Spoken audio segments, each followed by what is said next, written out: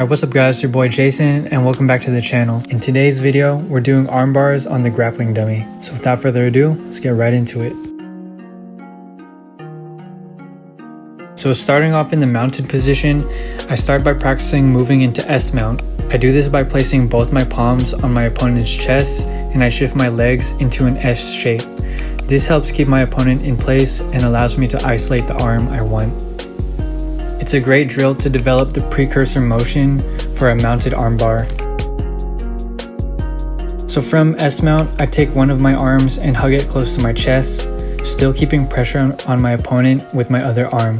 Next, I lean my weight towards my opponent's hips to further add more pressure and to make my swinging leg lighter in order to wrap around. Once I wrap my leg around, I keep my body upright, still securing the arm I want. I then place my other arm around, pinch my knees, and finally get the submission.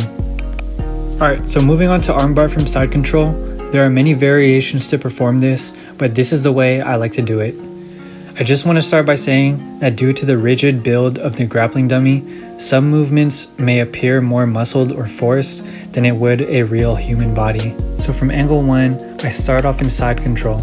One arm under my opponent's far side and my other arm over my opponent's near side, making sure to always keep pressure on my opponent's chest. This position in itself is very safe and dominant because you have moved past your opponent's lower extremities and powerhouse, which is also why so much emphasis is placed on passing guard in jiu-jitsu, but that's a topic for another day. Okay, so from side control, I isolate my opponent's far arm by taking the arm that's closest to it and tucking it on top of my opponent's belly.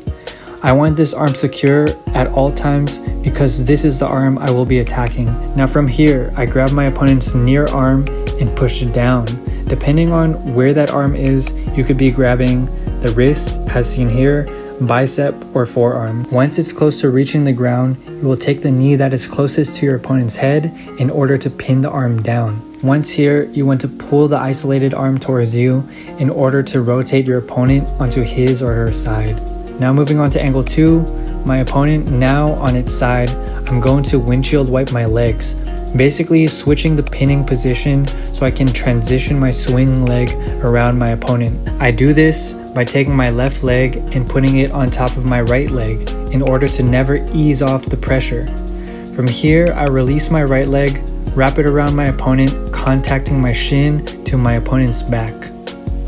While maintaining top pressure and still keeping the isolated arm secure, I swivel my hips around, keeping my shin against my opponent's body. I then take my free arm to put a second hold on my opponent's trapped arm. Staying close, I sit upright on the ground, pinch my knees, and extend my opponent's arm to finally get the submission. Thank you guys for watching. If you guys liked the video, please go ahead and give me a big thumbs up. It really helps me and the YouTube algorithm. So until next time guys, this is your boy Jason signing in, signing out. Os.